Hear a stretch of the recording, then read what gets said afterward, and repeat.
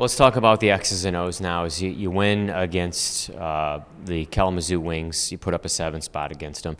And I asked you this last time we did an interview. What is it going to take to continue that and roll that over into a very elite club? I know you're not going to put up a 7 spot, and hopefully you do against Toledo, but it's a hard achievement to put up against the Walleye. So how do you keep that rolling against them?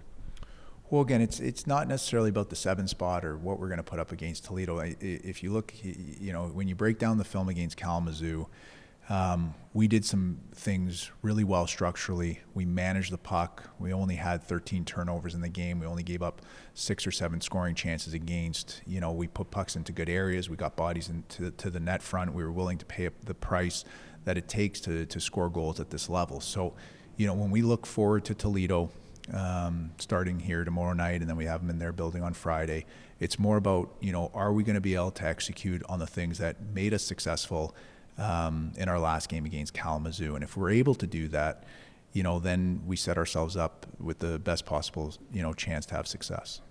When you look at this matchup against Toledo, is it a measuring stick of, all right, here's where we are right now. We're almost exactly halfway through the season.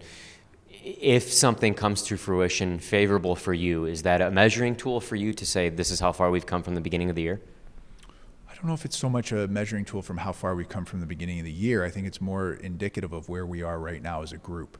And, to say that we're not using this as a measuring stick would be inaccurate. I think, they're the crown jewel of our division. And that's something that we aspire to be here and something that we're striving towards to build. And whenever you have the best team in your division with a home and home on a Wednesday, Friday, those are the things that our group really values and we're excited about to, as I said, to see where we are against the best, and that old adage, if you want to be the best, then you need to beat the best.